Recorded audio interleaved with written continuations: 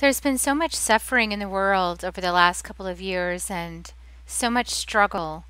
And when you're finally done with struggling and suffering, you seek emotional healing. And today's guest is Dr. Liz Bonet, who is an expert in emotional healing and has been in service her whole life, helping others to overcome the blocks in their subconscious mind that hold them back from being who they really want to be and living the life they really want to live. Join us to find out more. Soul Nectar Show, the Soul Nectar Show. You're invited, delighted to discover who you are. Anything is possible if you believe. So join us on this beautiful journey. Soul Nectar Show, Soul Nectar Show. Hello and welcome to another episode of Soul Nectar Show, that show where we talk about all things essence, where we gather around the campfire and we share our stories of connection to that which is bigger than us, to the great mystery beyond the veil, and to our connection with this planet and our role in serving the planet during this time of big transition. And I'm your host, Carrie Hummingbird. I love these conversations because I feel like these conversations really help people to open up to their own awakening process and maybe stop doubting it so much, because we can really doubt ourselves if we don't have some validation from others going through similar things. And when we do have a little bit of validation, it sure goes a long way, because we can really then rest and relax back into the journey that we're taking with the Great Spirit to really uncover who we are and why we came here, and what's our role, in this bigger movement on Earth at this time. So I love interviewing people who are contributing to that conversation. And I also love bringing people on that journey individually and privately in my group session. So if you're interested in that kind of thing, check out my group programs on my website, carriehummingbird.com. That's Kerri, hummingbird.com. And you can also get there from soulnectar.show.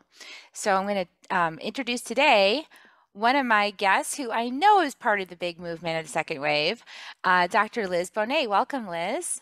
Thank you. It's a pleasure to be here. Yeah, so I was interviewed on Liz's podcast, Hypnotize Me. So I'll put a link in the show notes to that episode. You can go check that out as well. In the meantime, Dr. Liz Bonet is an emotional healing specialist.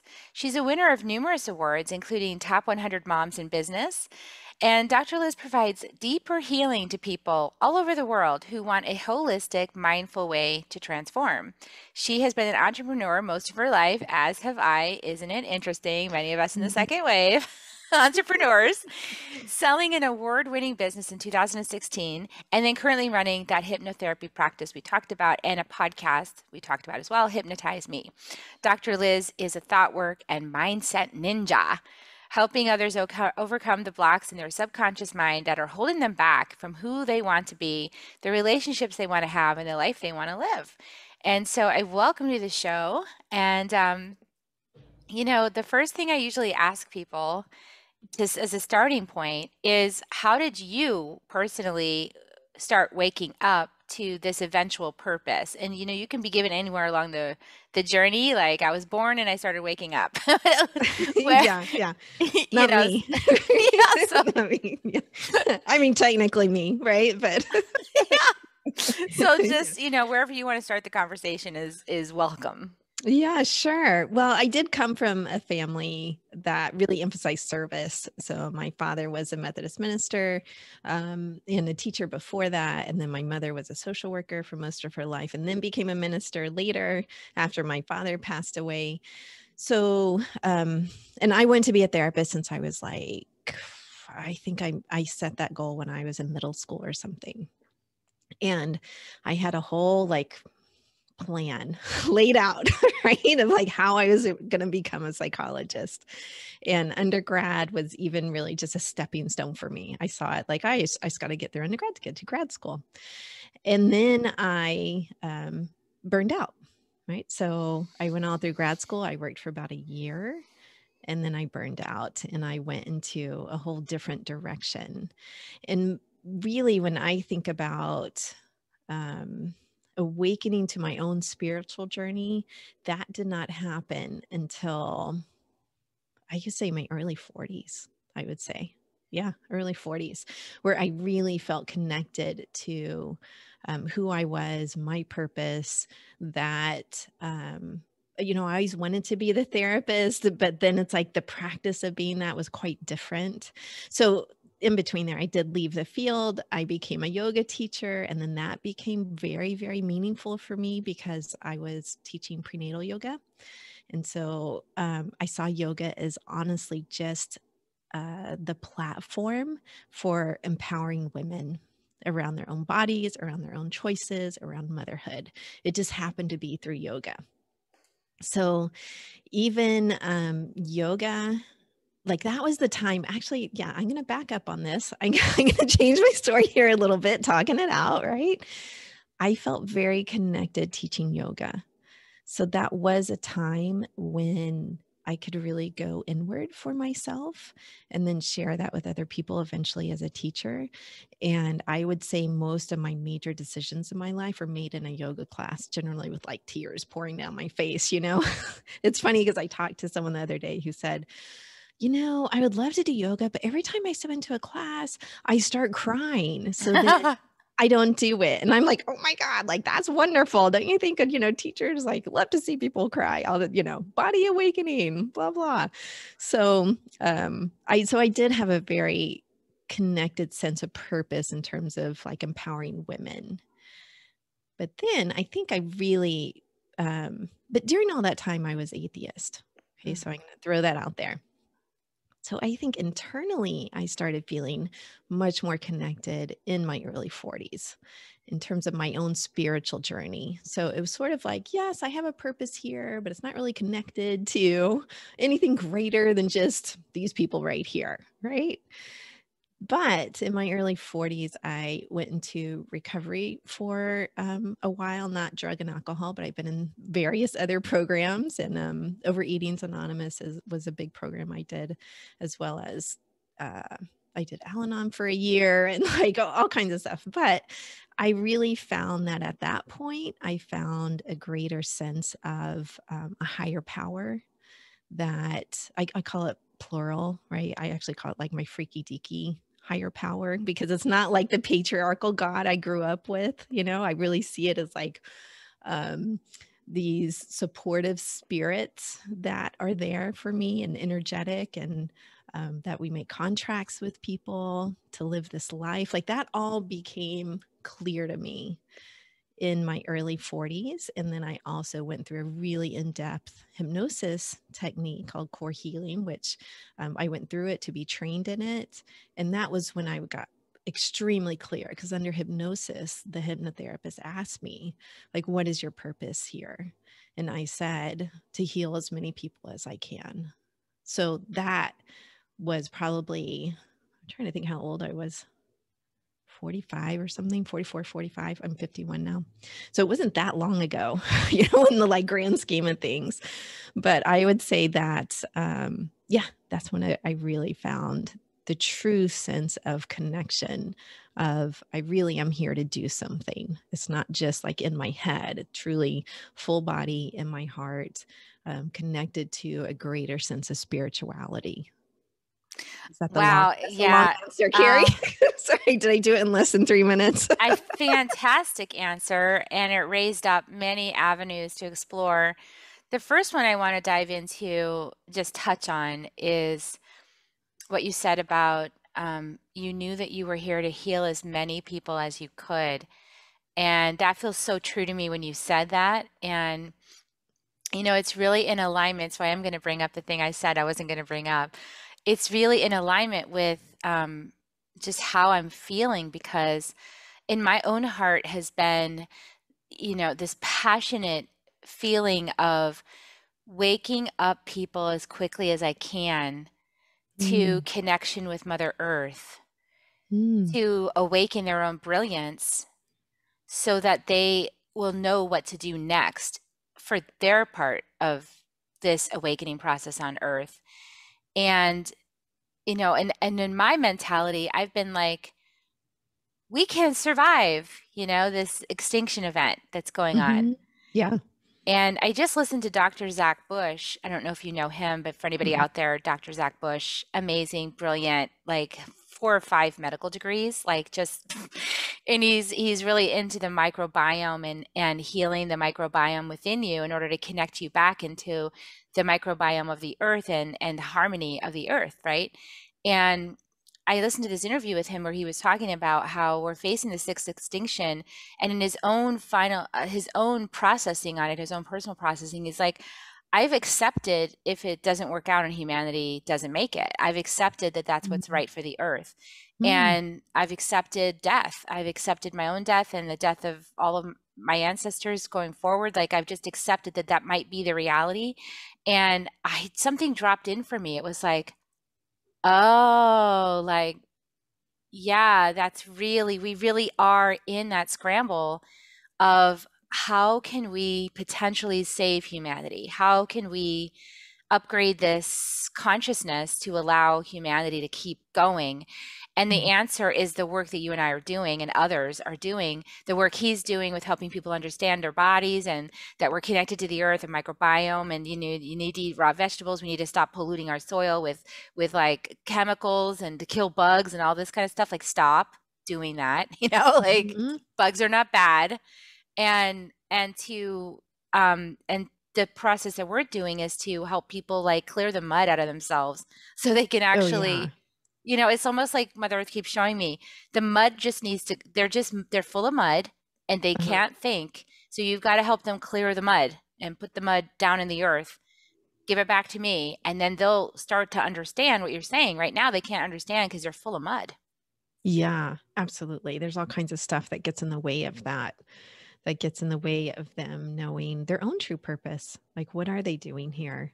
And I know I And was full of mud. I don't know about you, but I spent half my life full of mud. And I was like, of course, what? yeah. Like, I don't understand. I hear you talking. I'm really smart. I'm a smart intellectual person. I'm not understanding what you're saying to me. Absolutely. Yep, absolutely. Yeah, and I think we find, clarifying paths along the way, though. Like, yes, we're not understanding, the mud's there, but we're still seeking. We're still seeking to understand, and at some point, the mud clears away, right? We find what we need to find or who we need to find to help us heal, to help us along on that journey, and, yeah, I think that happens as a, like, organic process. I was working with a money coach, Joan Sotkin. I don't know if you know her, but Mhm. she's really cool. But, we were in a group at one point. She was running a group and I was in it, and I had made a comment that, "Oh, you can heal that in a weekend," right? Like with an intensive hypnosis session. And she goes, yes, but Elizabeth, didn't you do 8 years of therapy before that? And I was like, yes, I Yeah, did. it's true. Like all of that was preparation to be able to do the deeper healing sometimes. So I really feel like people find us when they're ready. That sometimes they do the preparatory work. Sometimes it's like they don't need, I'm not saying that everybody needs therapy before they do hypnosis. Sometimes they do, sometimes they don't. But I really strongly believe that people find me when they need me.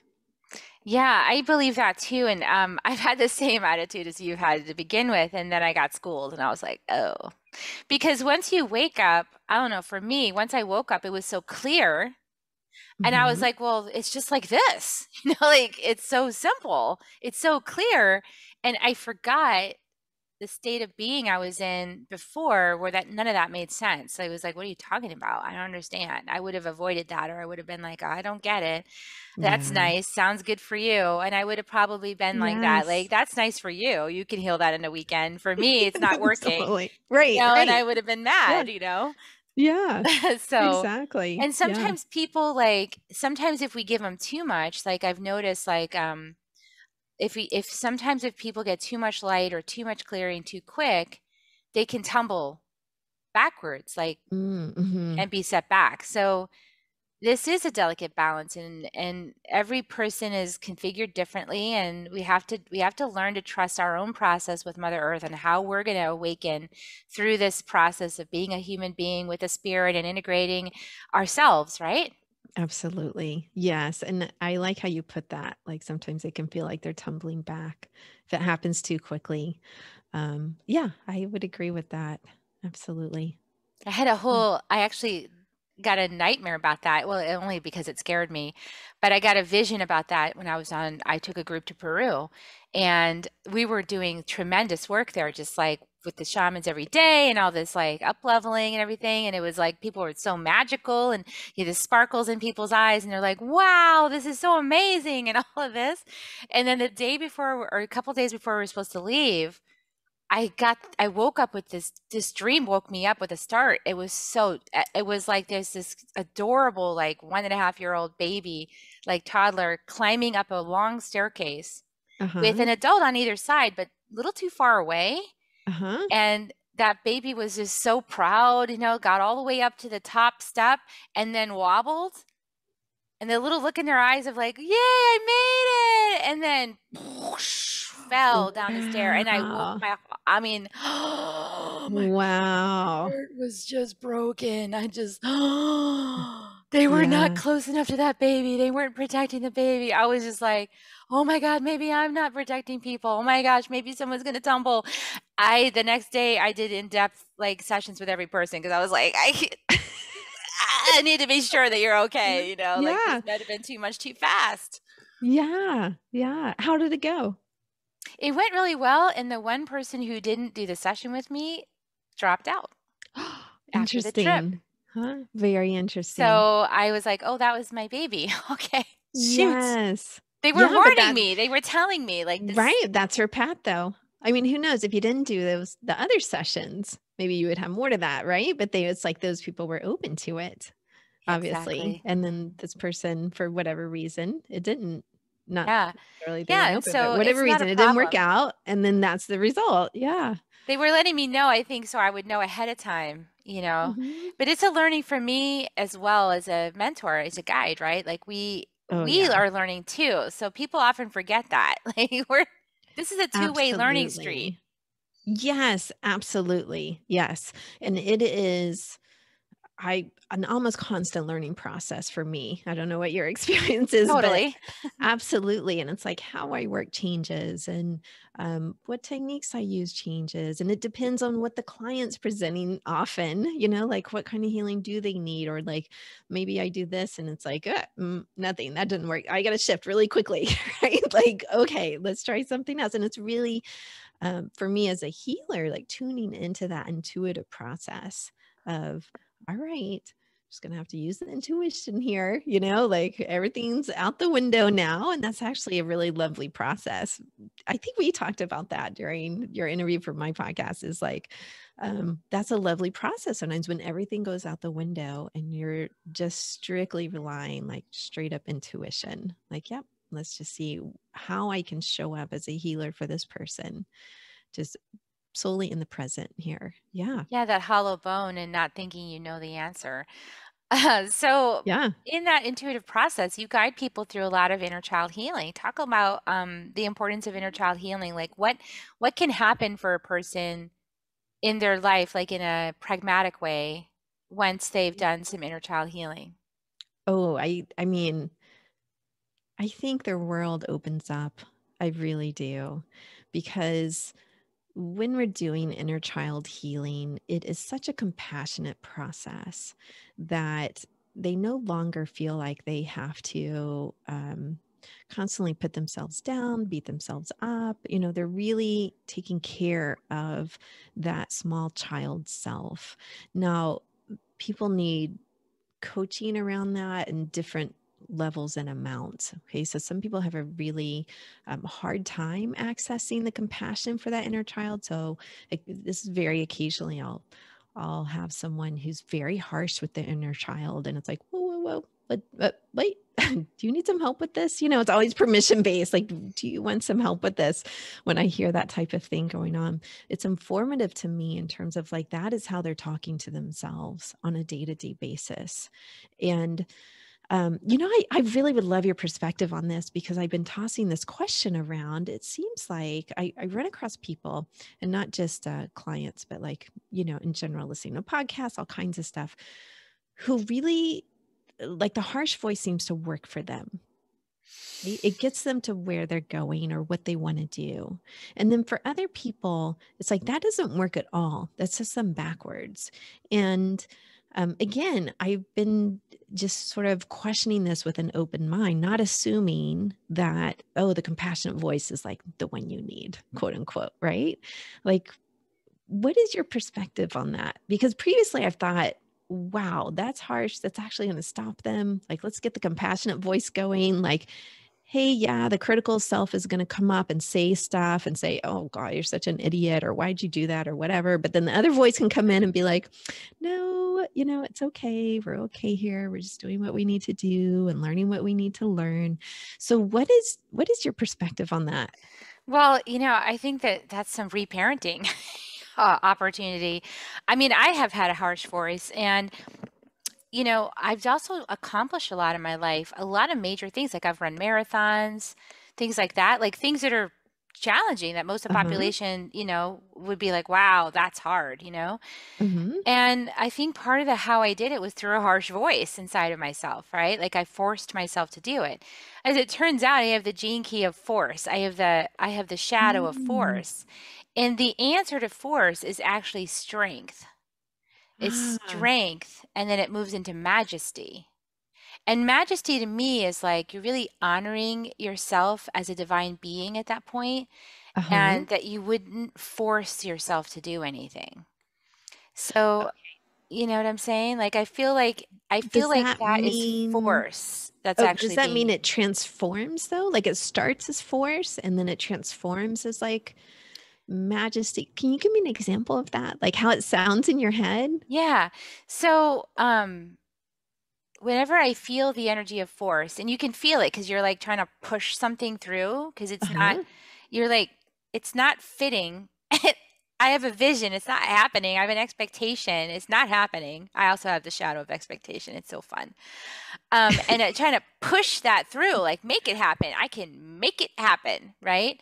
Uh-huh. So in that state of mind, when you're making it happen, it's kind of like um, a sense of accomplishment because you made yourself do it, even though you didn't want to do it, and you Okay. accomplished it. So there is like some slight reward on the other side of that, Yeah. which can feel like it's progress. Okay. However, it backfires because as soon as you accomplish that, there's another goal, right? Mm-hmm. Is always another goal. Yes. Always, always, always. And that can lead to burnout. Like eventually Yes. you're just done. Like I don't have any more left to like make myself do stuff. So when you finally get to that place where I can't force myself to do it anymore because I just don't wanna, then Yes. you're up against the brick wall of your inner child. It's like, I'm never good enough. I'm never enough. You don't really want me. You Yeah. don't love me. You know, now you can move into strength because it's not about like forcing yourself to do things. It's about your inner tensile strength. And the thing that really helps you develop that strength is integrity. Mm-hmm. So I also have that gift of integrity. And the shadow of judgment is the one that pulls you apart and critiques you and says, "Oh, you're just terrible," right? Like Right. you're not matching up, you're not Right. perfect enough, because the shadow of judgment goes all the way to perfection. The reason it's there is to help you keep perfecting, keep you, Mm-hmm. building your integrity. So with integrity, you have strength. Mm-hmm. You don't need a Definitely. force. You can just stand in your power and stand in your knowing and then consider the thing at hand. Like, consider, is this the right time to do that? Is this the right energy I'm in to do that?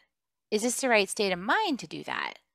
Does something need to shift to make that easier? You start to get strategic. You see what I'm saying? Like, it's much more Yes. strategic and it's listening. Mm-hmm. Now you're in majesty because when you're listening, you're aligned with the earth and your higher self. Ah, That's got total it. majesty. Got it. Okay. So it is a transformation, like Mhm. spiritually along the path in your purview as well, that we move out of that harsh, pushing, critical voice into something that, may not sound, it's going to sound different to different people, but it is a thoughtful consideration. It's a strategic, it's, that type of energy to it versus like push, push, push, like Yeah, you're I not mean, good it's enough. like, You got to get your feet going. You have one more mile. Like, Although that's really helpful on a marathon, like only one more mile, you know. Yeah. But also with that, it's like even the quality of that, Liz, it can be different, right? Hmm. You only have, okay, you're at mile 19. You only got 6 more miles. That's, that's like the entire marathon, actually. Yeah. Right. Right. It's the So, last half. It's not the first. no, Yeah. you've done it, right? So it's like, no, Yeah. that's not. No, I So, haven't run a marathon, but I okay, used to be but a runner. So, but we can take that metaphor and put it to pretty much anything. Yeah, it's that last half that's really it's the last important, half. not the And first. Yeah. so you could even handle that differently, right? Like you can be Mhm. like, oh man, only 5 miles left. You're doing such a great job. This is Right. awesome. Look how great this feels. You're gonna feel so amazing when you achieve this. It's so incredible what you're doing. Like you can do that, or you can be like, get your lazy ass running. Like Totally. you finish Right. that race. Don't you give up, you quitter. You could Right. it's either one, but like one's gonna serve you longer, right? Like a long-term Well, yeah, strategy. that was really my question because I've been questioning this. Like, am I making a false assumption that the first one's going to serve you longer than the second one that you gave an example of, right? But it's like, yeah, I guess you're saying that does transform. That's the way you see it as well. We can't avoid our shadow selves or our critical voice though, right? Like it's not about No, eradicating that. So talk it's about that. not. Like, Oh, yeah, no. I mean, a lot of people think like, oh, if I could just get rid of those thoughts, right? Like, why do they come? They get stuck in asking the whys too. Like, why? If I just knew why, then all this would go away. And it's like, no. Right? Like, the whole goal is to make it go away, right? Like before you that's actually their awaken, goal. the goal is to Right. make it stop. Yes. And it's like, it's not going to stop. It's going to pop up. It's going to pop up at different times in our lives. It's going to pop up in different ways. And really, it's just developing the awareness so that then you can shift into the state of being you want to shift into. The self-talk that you want to shift into, the thoughts and vibration and energy state that you really want to be in, because we wake up different every day, right? Depending on our dreams and what happened. Yeah, we're already as you I mean, I as you do so anyway. eloquently showed right earlier in the show. We're in the process, we're in Yes. process. It's like, and a lot of times we doubt ourselves, like, right? Like this morning, just the fact that I had listened to Dr. Zach Bush and I was thinking about this and contemplating, Mhm. wow, like this adds another layer to why I do what I do. Yes. Then I doubted myself and I was like, oh, I'm going to hold that back. I'm not going to bring that in. And then we Mm, started talking and I was like, oh, totally need to bring this in. yes. So it's like that, just trusting the evolution of things. And it's not a Yes. problem. Like anything that's coming up is the way. So talk about that. Like it's not to be avoided. It's not to be bypassed. It's It's not not. to be like Yeah. get better so you never have that happen again. Like, Right. no. Right. Although, I will say that once you really find that compassionate voice, let's say, or the majesty voice, whatever we want to call it, then it is easier and easier to access. So, does the critical self pop up? Sometimes, yes, but I would say the frequency of it sometimes does actually decrease over years. We're not talking like a week, but over years, it is the majesty voice becomes the automatic. And so that happens faster and faster. But it's not to avoid it, it's really to look at it. So let's say that the critical voice comes in and it's like, oh, here it is. What's going on? What is it trying to communicate to me? What do I need to sit with? What do I need to get clarity around so that you can move into the state of being you really do want to be in? Also, if anybody's listening, I don't know if anybody gets anxiety, like, let's say something happens that isn't ideal in a relationship Hmm. or at work or something. And then your mind starts to ruminate on whether you said the right thing or did the right thing or what did that Hmm. person think about me or all of that. And then your anxiety level goes up. I mean, this has been one of my lifelong things. And I finally got to this place the other day where I was like, oh, my brain is trying to protect me. Oh, Thank yeah. you, brain, for trying to Yeah. protect me. I would just Yes. stay in the moment with this because I have no idea what that person's thinking. And I'm okay over here in this moment. I'm not in threat. And thank Right. you for sharing all of that content with me, you know, and Yes, you yeah. know, So, I mean, that's a perfect example of you really tuning in and listening to yourself, like what's going on here, right? And for someone else, it may be a different situation. My brain's trying to help me, or my brain's trying to like, push me in some way or something like that. Yeah, anxiety is hard, and people want anxiety to go away, right? Like immediately. That's what yeah, they make want. it They stop. make it stop. Give me a Exactly. pill. I Right. want that to stop. Yes. But it doesn't It make it doesn't stop. stop. Yeah, I mean, pills will make it stop. I'm not a fan of pills making it stop because you lose so much information. I mean, it's part of it, right? You really do lose a lot of information. I remember at one point I had a really close friend who went on antidepressants. She was having a really difficult time and she made that choice. And then about 6 months later, 5, 6 months, she went off of them because she said, I lost so much information, like yeah, more anxious without them, like temporarily. She found skills to work with that and stuff. But even in a crisis, anxiety is going up, and I lost my edge. So she said, like I lost it. So it's it's like yes, what kind of information is it trying to give you, right? And Yeah. for that ruminating state, I always say, um, I'm an anxiety specialist as well. So I work with a lot of anxious people. There's a reason for that because I know what it's like. I know what it's like to like feel like you just could take your head and set it beside you if you could, to stop those. But often when we move into one, this is just going to happen right now. So acceptance, right? Like sometimes I say, well, yep, I I made what I think is a misstep. So I'm going to be anxious for a little bit about it. And that's okay. It's here. It may take me a day, it may take me a couple of hours, but then it's also finding like the phrase to hold on to that helps bring it down. And that's very individual, really is. So in your case, it's like, oh, um, when you said, what did you say? The, um, sorry, that's going back like 2 minutes, right? like, let me think. What were you just talking about? Yes.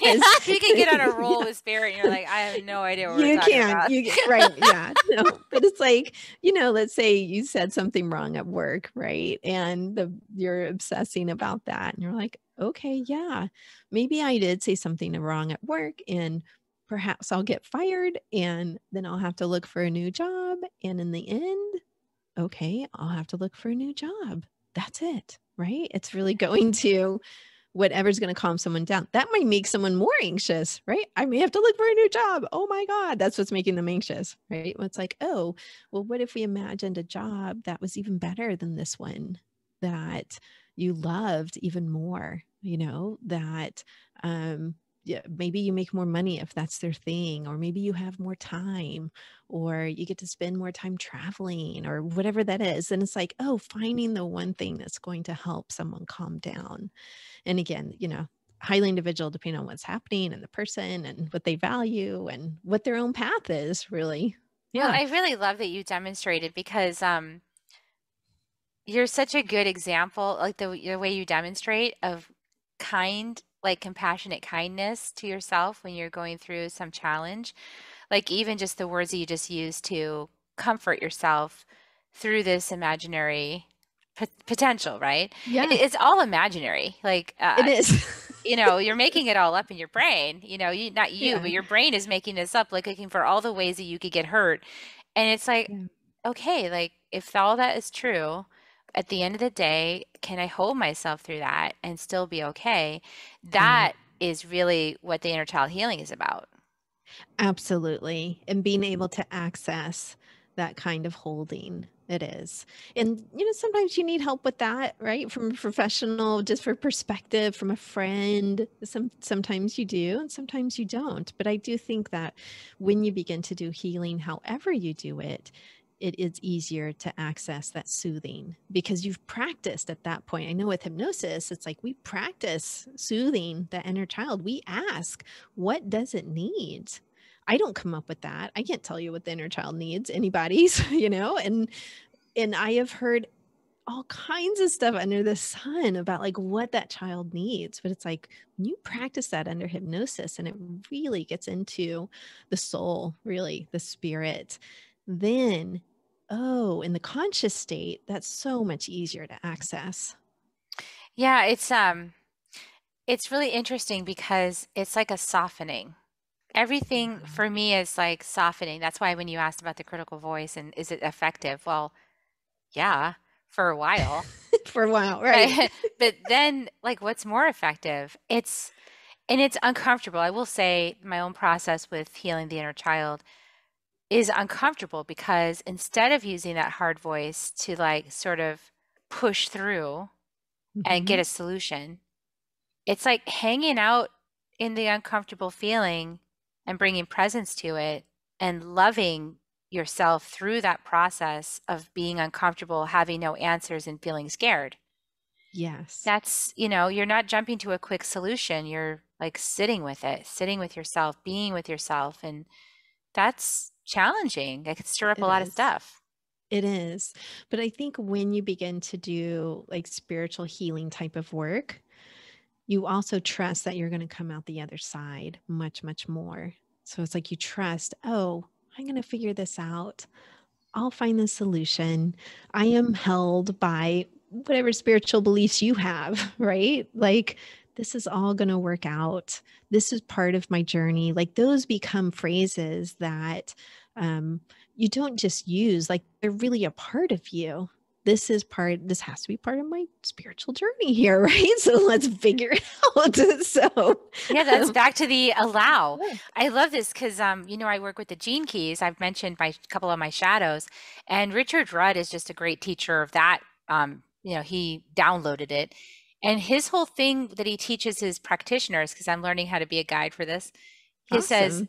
when you find a shadow, you allow, accept, and embrace it. That's the whole process. That's it. Allow, accept, embrace it. It's happening, and I feel like that's so true, just allowing it to be there because Hmm. I have the shadow of stress too, and you know what it feels like to have stress in your body. It does Yeah, not feel good. It feels really right. awful.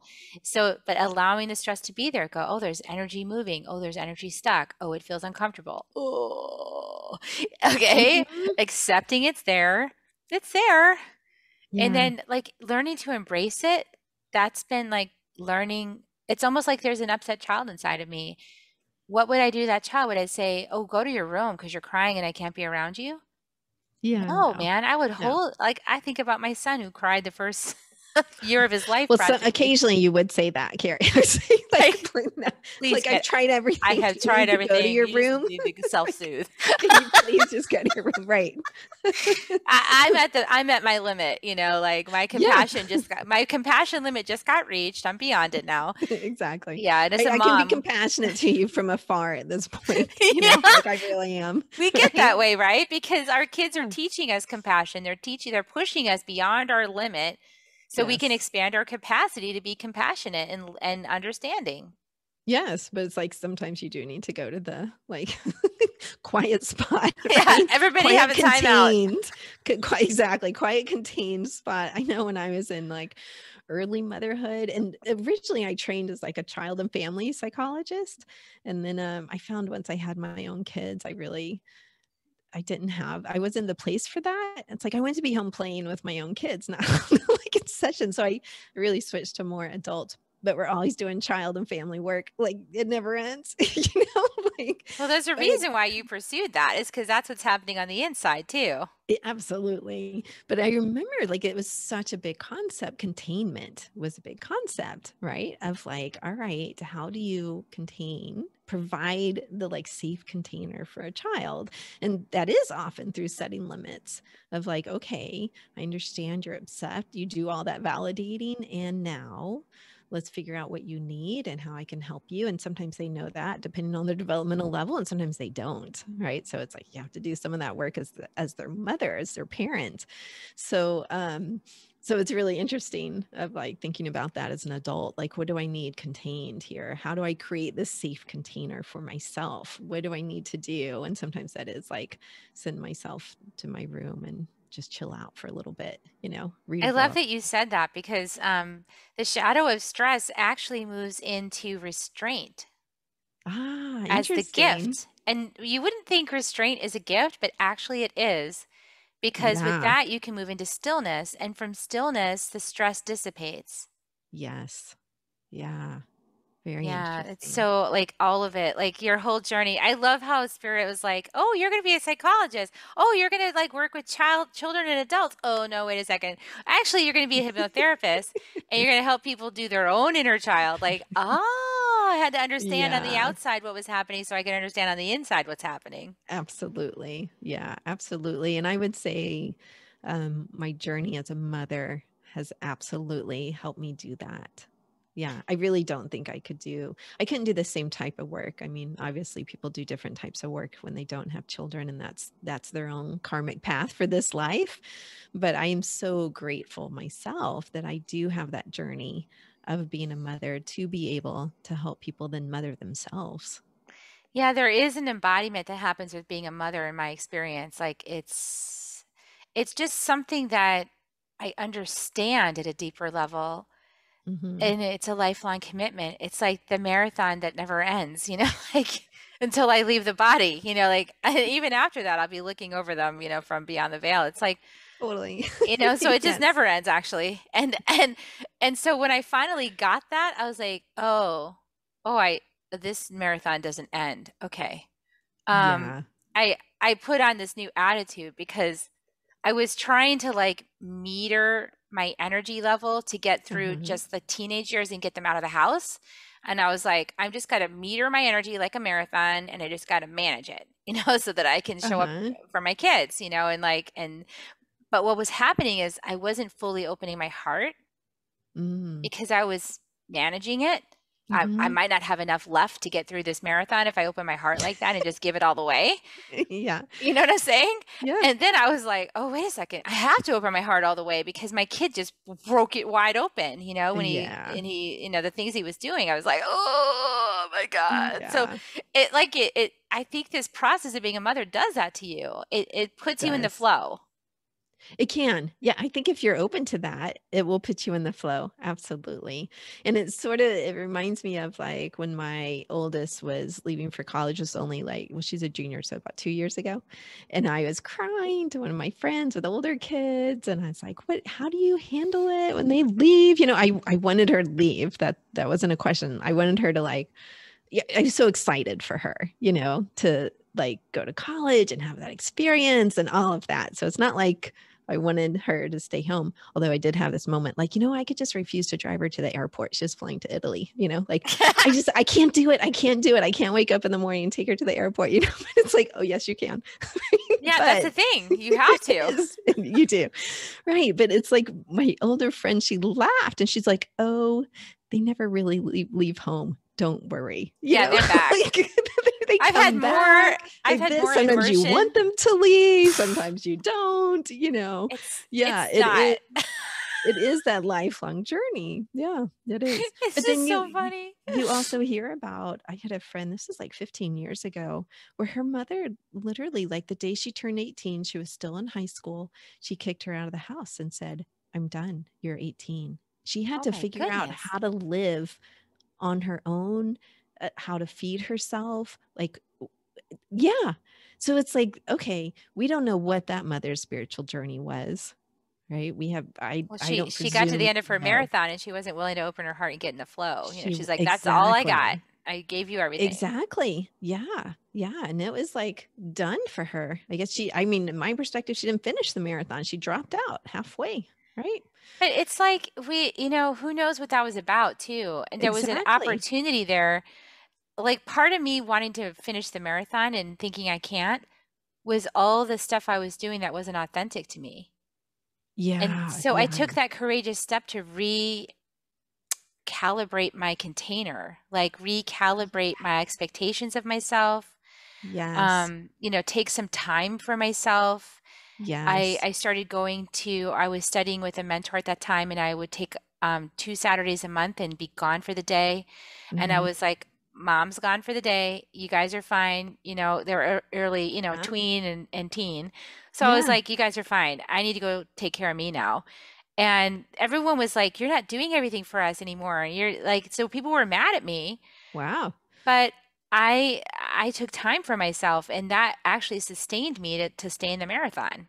Absolutely. Absolutely. And I would say, that story as a younger mother was sort of horrifying to me. Like, how could you do that? And then as an older mother, all I have is like compassion for that woman, compassion for like, I don't know what she was going through or what, but it's like, yeah, it's effing hard. It's effing hard to like keep running the marathon sometimes. And you sometimes do feel like giving up.